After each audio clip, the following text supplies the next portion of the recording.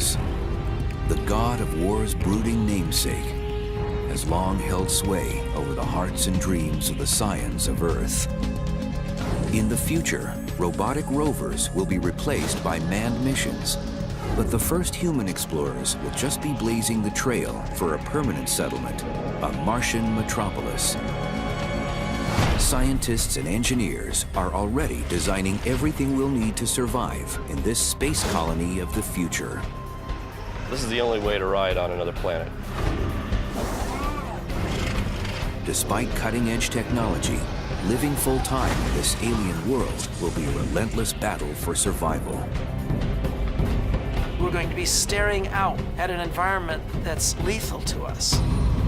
These are the technologies, the dangers, and the wonders of living in space.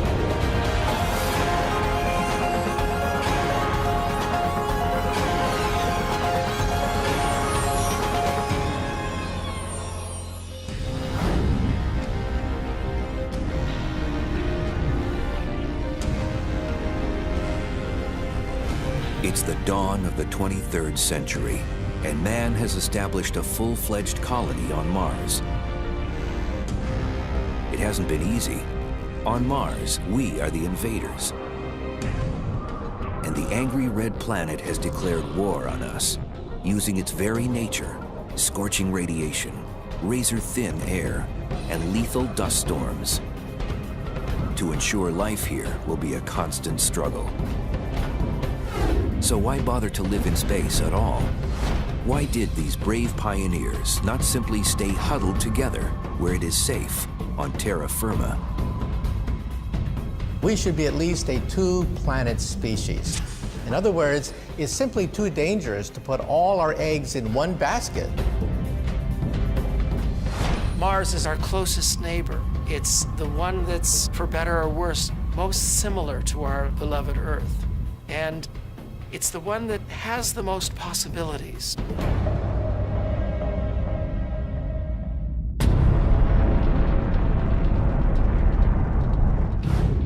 It's not just the 25-hour days and the similar composition of seasons that made the fourth planet from the sun the ultimate destination for mankind's second home in the cosmos.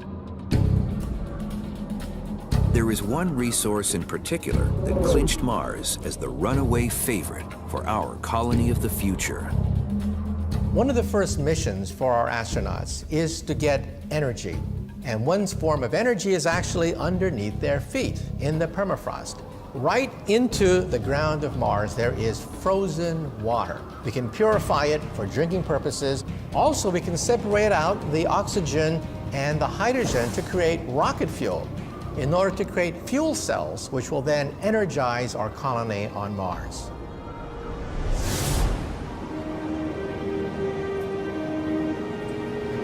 The colony itself is an engineering marvel.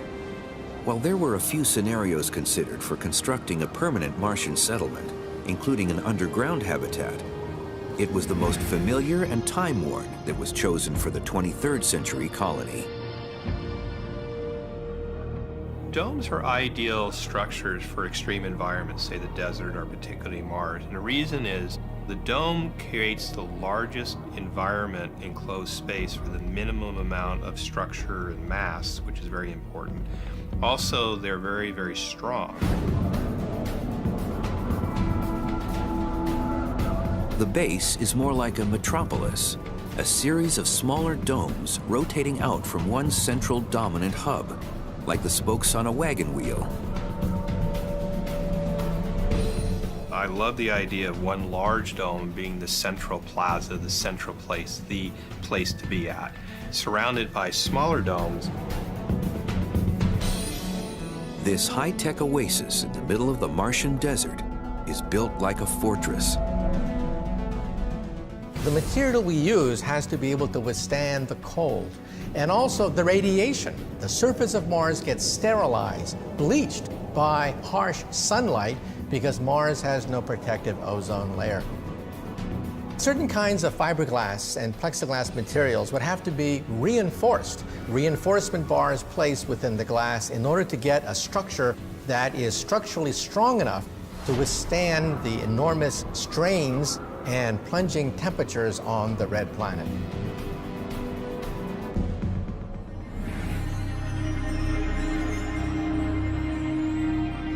Temperature and pressure within the dome have to be strictly regulated.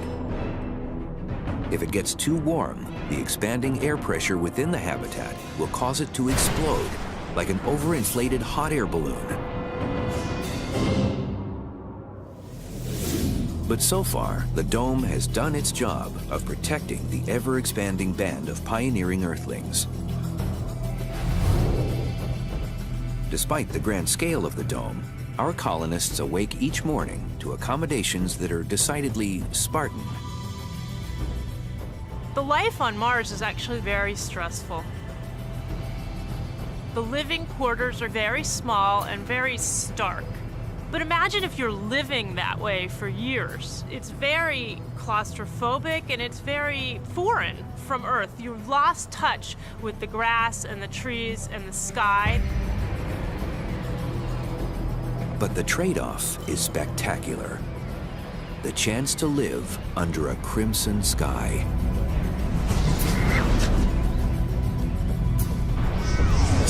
Mars is about 1.5 astronomical units out from the sun. The Earth is 1, so it's half again as far.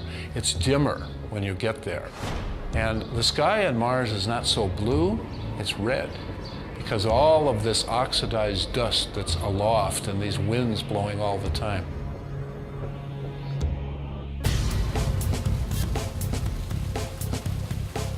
To make this alien world feel more like home, our travelers have brought with them artificial ecosystems. But the plants aren't there purely for comfort. They serve a vital function in creating and sustaining a closed environment for the habitat. We're going to be growing more than food on Mars. We are getting the oxygen we need from the plants. The plants will be getting the carbon dioxide they need. It's a beautiful synergy between humans and plants in that regard.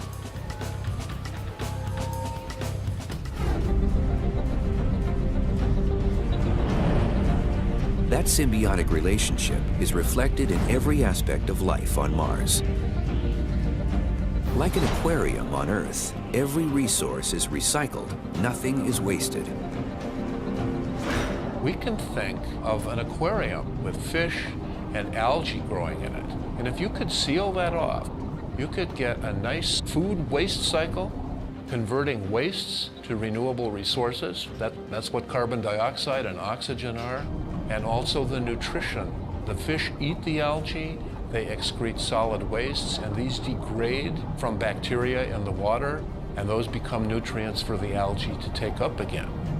Unlike an aquarium, we're not going to be able to keep importing fresh supplies of seawater, fresh supplies of air. Our space-dwelling descendants are going to have mastered the art of self-contained environments, ecological life support cycles that recycle all the water, recycle all the air.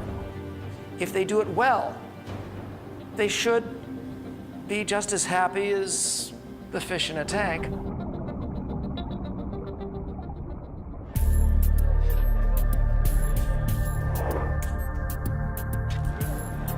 But in the 20th century, it wasn't well understood how happy humans would be in such a closed-loop system, sealed off from the outside world. The concept was put to the test in the desert outside of Tucson, Arizona, in a facility called Biosphere 2. Its original purpose, among other things, was as a trial run for a self-sustaining colony on another planet. Biosphere 2 is a large, environmentally controlled facility that can be completely closed and sealed from the outside environment. And the inside environment can be completely manipulated so that different climate regimes and different biomes can be controlled within the facility.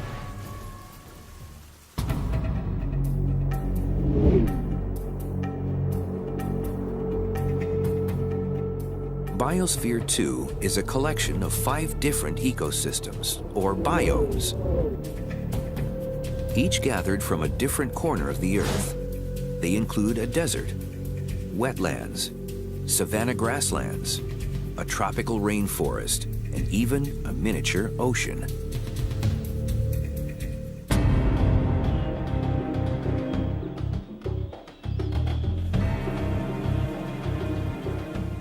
This ambitious project was put to the test with its first sealed mission in 1991, but it soon ran into serious problems.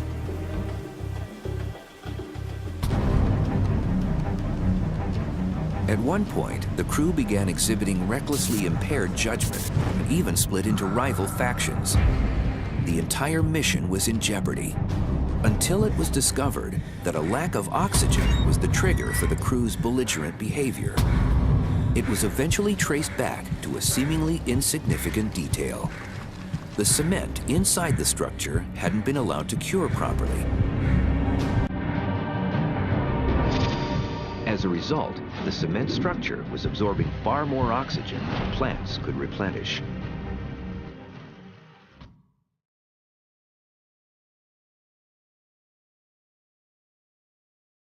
This drawdown of breathable air reached levels equivalent to those found at an altitude of 18,000 feet. Similar effects are endured by mountain climbers at lethal heights.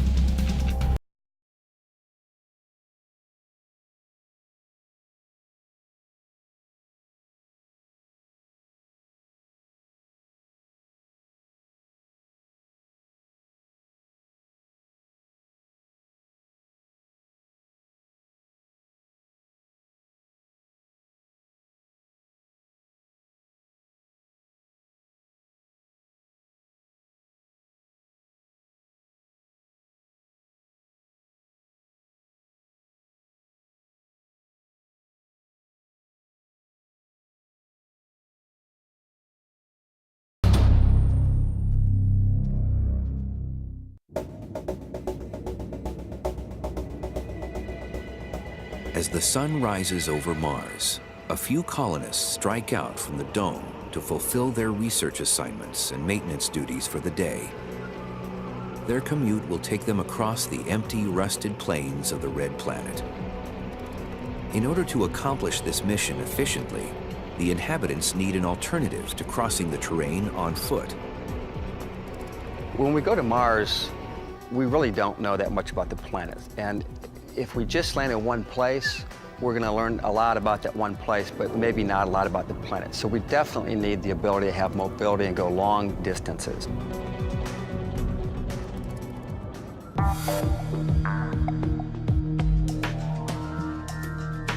The rover, used for this purpose on the Apollo moon mission, was a convertible, essentially just an amped-up dune buggy. The lunar rover served its purpose beautifully. It allowed the two human explorers to not get too fatigued walking around, but instead allowed them to rove around the lunar surface and explore out to a greater range. But at the same time, this was clearly a short-range, short-duration mission solution.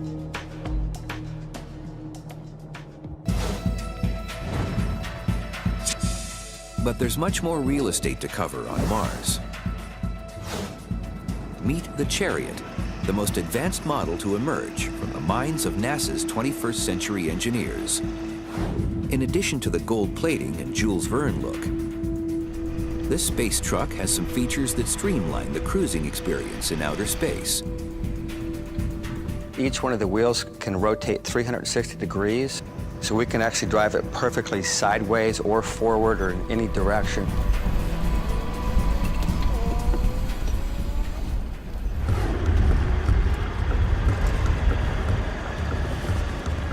This versatility means that it can conquer most interplanetary topography, and that's not all.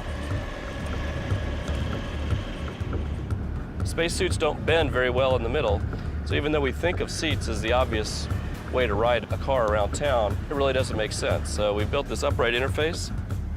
There's a ring here where the suit plugs in. All the weight of the suit is taken by this upright turret. This is the only way to ride on another planet.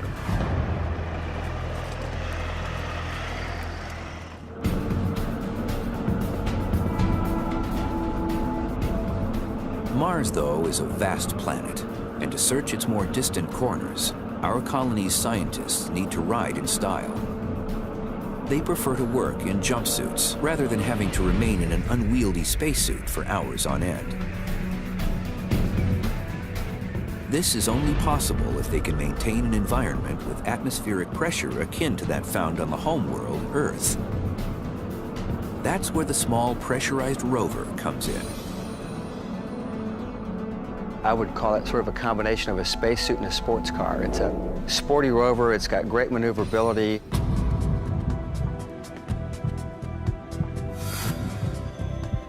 The chassis of the Chariot actually forms the base of the small pressurized rover.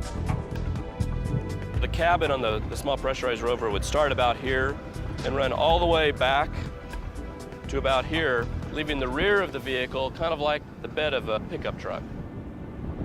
So that's available for carrying additional payloads. We can upgrade the machine and turn it into all kinds of pieces of equipment out in the field. On the rear of the vehicle, we can plug a number of different implements. For example, bulldozer blades, just something practical like a winch, backhoes, and other tools.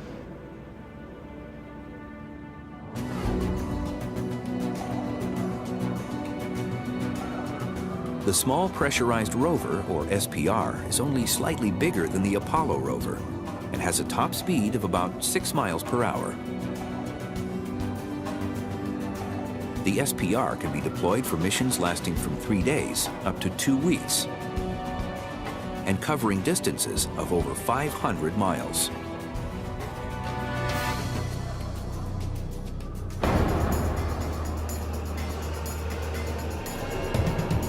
Certain enhancements also make it the spaceman's transportation of choice. A pair of spacesuits hangs on the exterior of the small pressurized rover.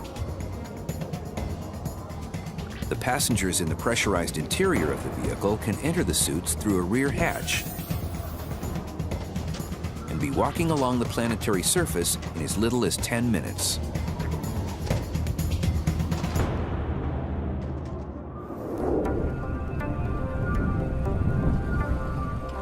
A scientist with the NASA Ames Research Center, Dr. Pascal Lee, explores another vehicle that is a precursor to one being designed for Mars. He joined forces with Nick Baggerly, Executive Director of Drive Around the World, a travel adventure organization. Vehicles like this are fantastic because you can use them for analogs, for pretending like you're traveling or traversing on another planet. So we built it so it could kind of go anywhere. This is a vehicle that's being prepared for an expedition to Greenland and then later on to the South Pole. You can see here that there's going to be room, not much though, but room for all of the equipment and supplies that you will need to explore the Moon and Mars. But it's giving engineers and scientists at NASA some real first-hand ideas about how to design a pressurized rover for exploring Mars.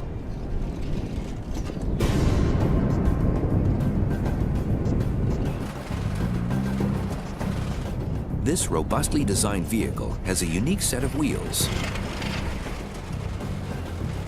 The tracks use this set of road wheels, but this round hamster wheel is what actually drives the track.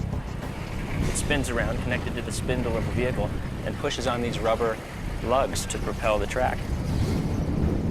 Each one measures 3 feet long by 16 inches wide, which is over 500 square inches of rubber on the road. Because each track has a built-in suspension system, it can actually articulate and follow the curve of the terrain that it's on. So this entire apparatus can pivot. So if you're going over a boulder, the track will actually get up underneath the boulder and then just crawl up and over it.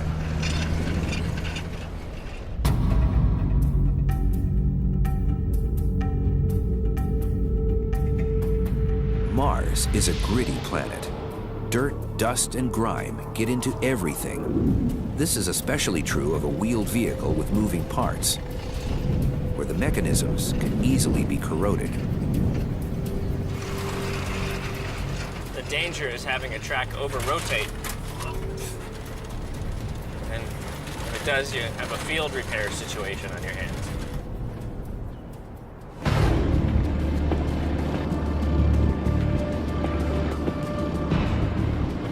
Fixing a vehicle on the road is risky under the best circumstances.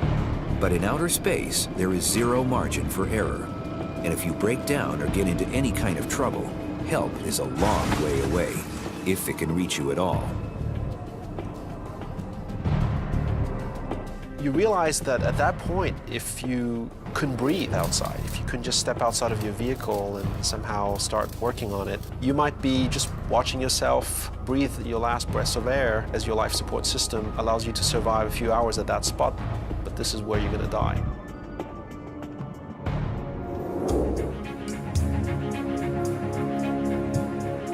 Fortunately, NASA has a contingency plan in mind.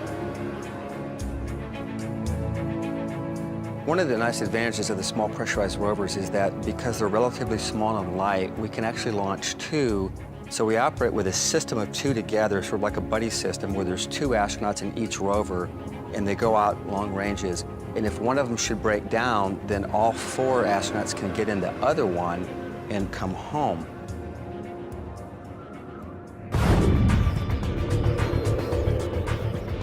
As for the price tag of one of these Red Planet hot rods, people also ask me how much it costs, and I could only say that it costs more than a Ferrari. colonists are not only racing the Martian landscape in style, they'll be sporting a cutting-edge design in space outerwear that looks remarkably like a superhero's.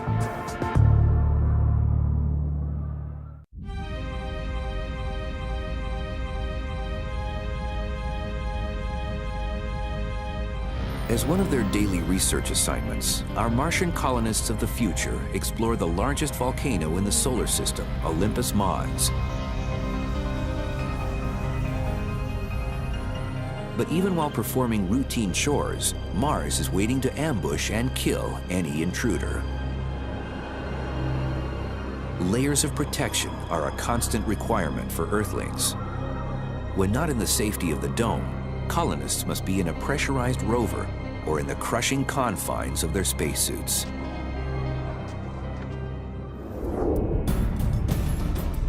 Having done 4 spacewalks and spent over a 24-hour period in spacesuits, the suits are hard on you. They're stiff as a board, and they're pressurized to the same pressure as a football. It's like 4.3 pounds per square inch. So every time you go to close your hands and move your gloves, you're working against that inflation pressure. And it can be very fatiguing. It can cause fingernail damage and other trauma from the suits.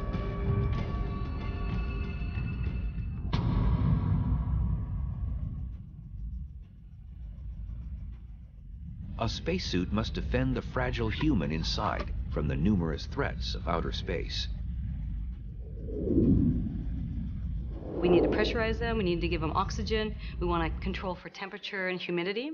So we do all of that within a spacesuit design. While it must accommodate human needs, a spacesuit must also be a constant shield against an unforgiving universe.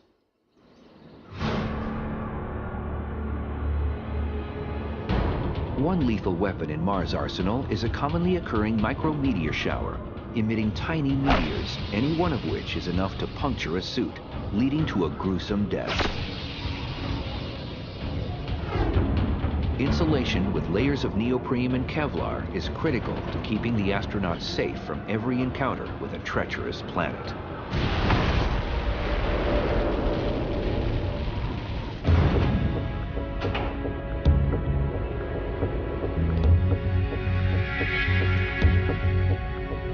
Carrying a life support system results in a suit that is so bulky and cumbersome to wear, it can take up to 3 hours for an astronaut on the International Space Station to don an MMU, or Manned Maneuverable Unit.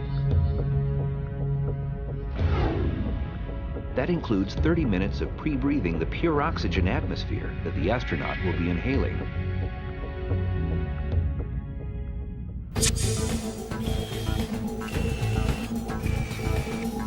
But at MIT, scientists are using robotics to help create a new, more streamlined spacesuit straight out of the pages of a comic book.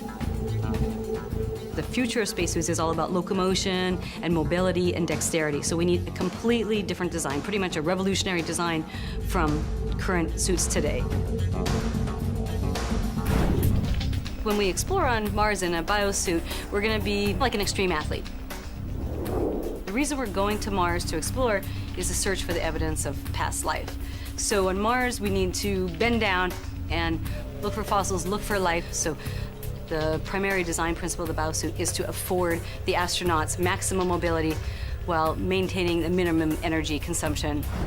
This is just a mechanical system, but imagine that this wire was made out of a shape memory alloy.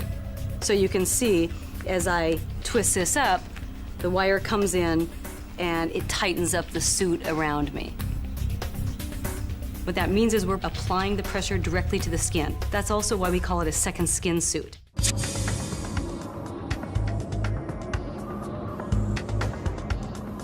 The life support system for the biosuit is modular, making it much more comfortable than the current unwieldy spacesuit. A hard torso shell connects to the backpack that contains the life support system.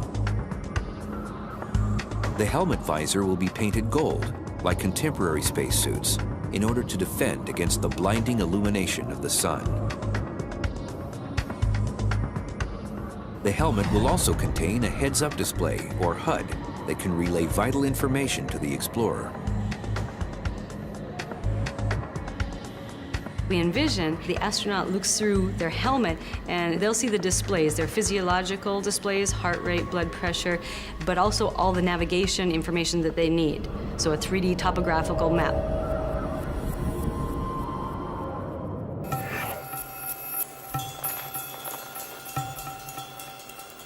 Normally, designers only worry about spacesuits being safe and functional. But the biosuit inventors also wanted to make sure that their creation was aesthetically pleasing. We hope that the biosuit looks really beautiful and wonderful. It wasn't intentionally made to look like a Spider-Man suit. The biosuit is just one futuristic technology that may someday make an appearance in the Martian colony. But no matter what spacesuit you're wearing, a stroll on Mars will never be a walk in the park. Martian colonists may dress like superheroes, but they aren't all powerful. Sometimes they need to rely on a robotic sidekick, the Robonaut. Robonaut is a robotic astronaut assistant. In this particular case, it has an all-terrain type rover for a lower body. It's our interpretation of the ancient Greek myths of a horse with a human body on top. The Robonaut project fuses human ingenuity with mechanical muscle through its telepresence operating system. You can think of it as a very advanced puppeteer mode, where you put on a set of virtual reality gear and then control the robot directly. His motions get translated into robot motions. A LCD helmet with 2 screens mapped directly to the 2 cameras in the robot's head. And in that mode, we can perform a lot of tasks in a very natural way.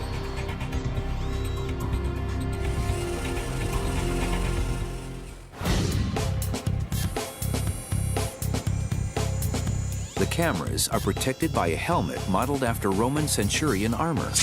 The robot can also operate in an autonomous mode, where it employs its own artificial intelligence to carry out pre-programmed assignments. Since it will be blazing trails where people dread to set foot, Robonaut's size and shape are crucial. Robonaut is designed to help humans do human tasks. So the human form is a natural way to achieve that goal. If you want to be able to work with the same tools, work in the same environment, having roughly the same size appendages certainly helps.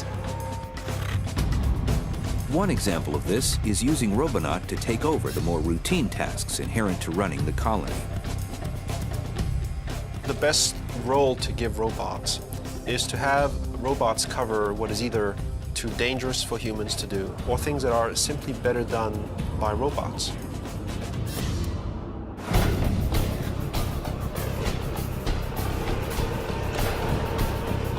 But the Robonaut is not merely a technician. His talents are critical to the success of the mission. Another very important role that we are seeing for robots is to go out there and scout for dangers, but also for interesting scientific sites to really explore in depth. The robots are still very convenient tools for reconnaissance. Like the rover, the Robonaut runs on a solar-powered lithium-ion battery. While charging the machine is a simple task, fueling the human settlers is not nearly as straightforward. Starvation will be a constant shadow looming over the colonists. And if a precarious balance is not maintained, the end is always near.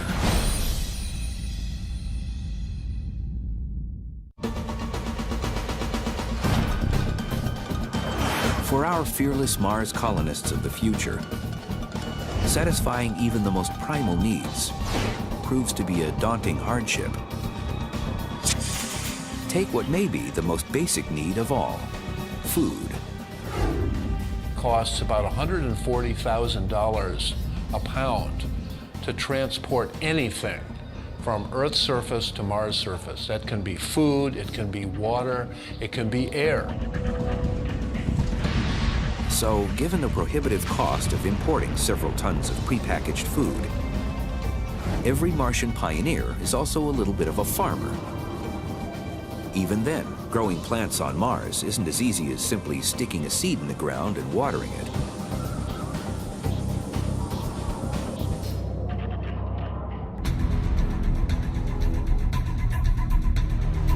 The Martian soil, or regolith, is an inconsistent resource. Even a minute trace of toxic material can spell instant death to the crops and doom for the colony.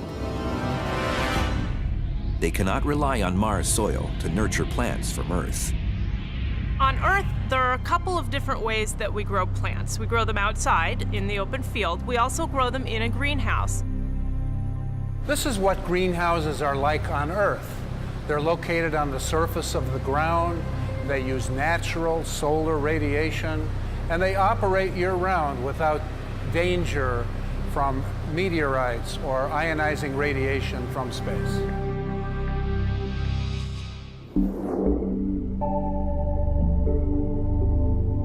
On Mars, the greenhouse is a controlled growth chamber, an environment that provides the 5 cardinal factors plants need for growth.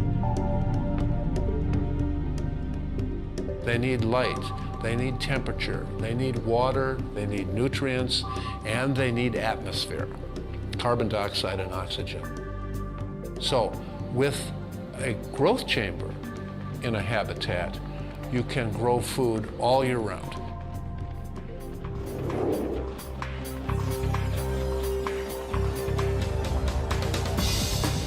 For the most part, they are grown hydroponically, a term that literally means water culture.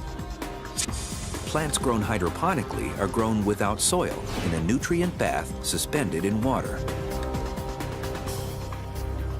But plants still need light and room to flourish, and space is at a premium. Researchers have gotten around this requirement in the tight confines of a space far away by using the cool light-emitting diodes, or LEDs, shaded to the colors of the spectrum that stimulate plant growth. While Mars sunshine is fine for plants whose sole purpose is to produce oxygen, these types of growth chambers provide food for the colony.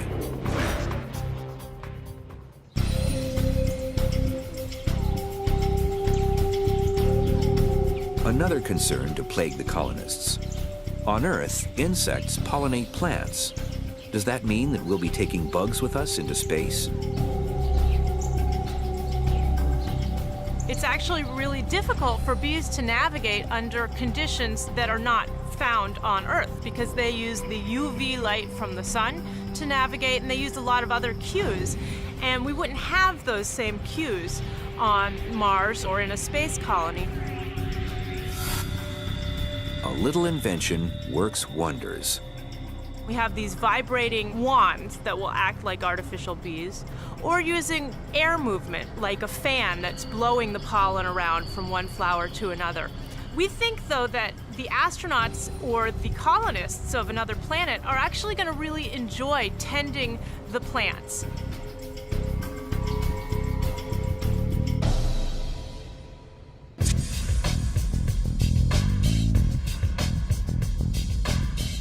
But there's still one huge factor to growing plants on Earth that's missing on Mars. And it's something that even technology can't overcome. It's only about 3/8 Earth normal gravity on Mars, so there'll be less pull on the plants. On Earth, gravity drains water away from the roots of plants, allowing them to take in oxygen. With reduced gravity, water doesn't flow efficiently, leading to saturated roots unable to absorb nutrients and air. There will be maybe a tendency for them to grow weaker.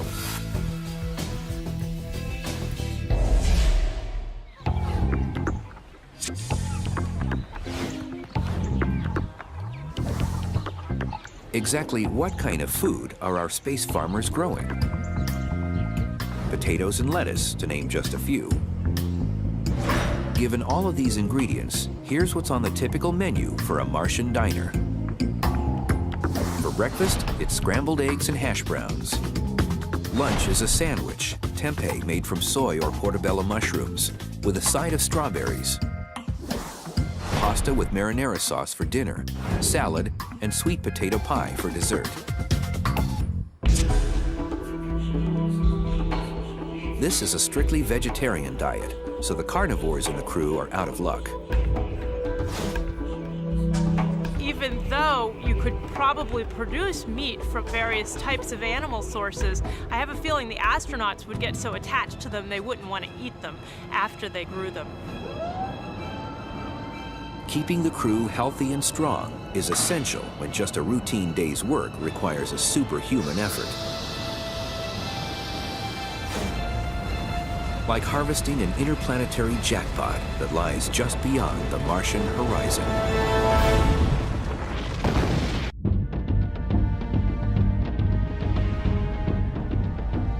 The cost of mounting this long-term expedition to Mars is astronomical. But the biggest payoff may actually be beyond Mars, where there's a cornucopia of extremely valuable untapped resources floating beyond the red planet.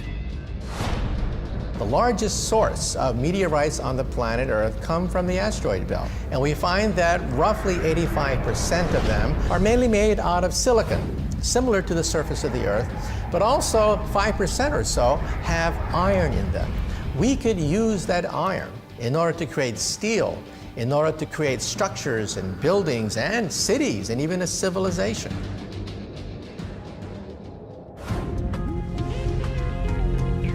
Harvesting the asteroids smooths the progress in assembling and expanding the Martian outpost. Constructing new facilities and spacecraft, as well as maintaining and updating the older ones, is accomplished utilizing the raw ores refined and processed from the belt.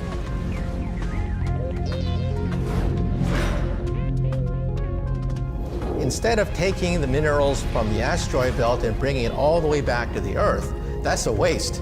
It's much better to mine the asteroid belt in order to create materials for Mars.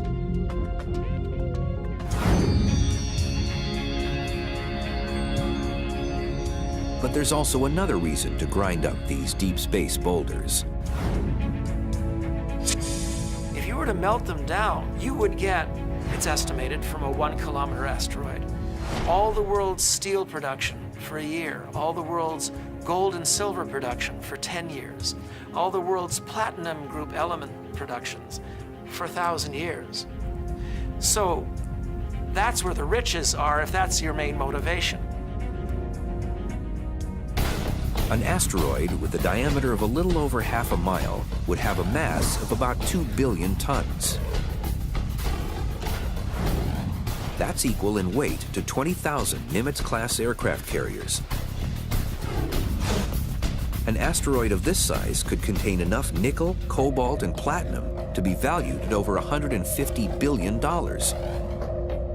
And this is just a small asteroid. Some monster rocks approach the dimensions of a real planet.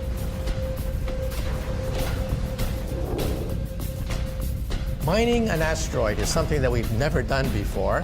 However, perhaps there are ways in which to dig into the asteroid's soil, which we don't think is going to be that hard. One way is laser beams. We can use high technology to create laser beams that'll slice right through the asteroid material.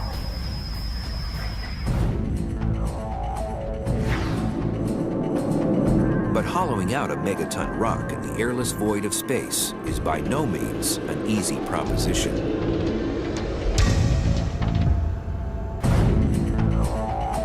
Radiation in the asteroid belt is quite harsh, especially because Jupiter itself releases an enormous amount of radiation. This means that miners on the surface of an asteroid belt may have to live underground, inside the asteroid itself. That would give them some protection from the radiation from the sun, radiation from Jupiter, and radiation from outer space by living inside the asteroid itself. Maybe this is a job better left to men of iron. Because the asteroid belt is so distant, perhaps 300 million miles away, we may have to use robots. Robots are going to be relatively cheap, they don't require life support, and they don't have to come back.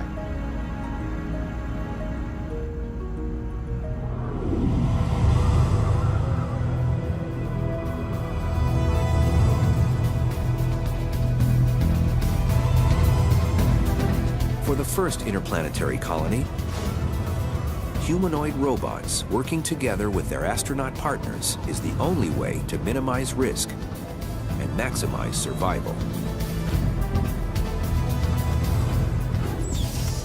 In every way, daily life on Mars will be the ultimate extreme adventure.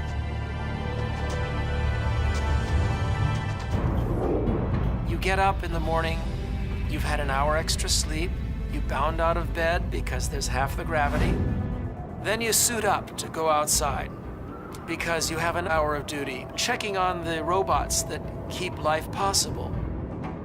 And then on your way home, you stop on a ridge and you look across the valley into the canyons. And you look up at the Martian sky with the amazing sight of stars twinkling through.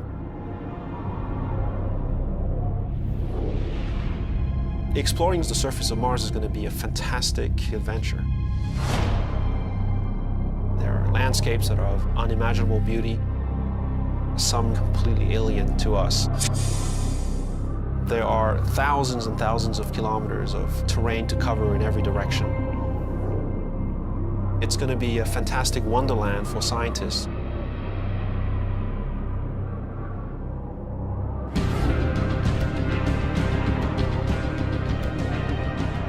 This view of a working colony on Mars is, for now, fiction. Informed by the best of 21st century science.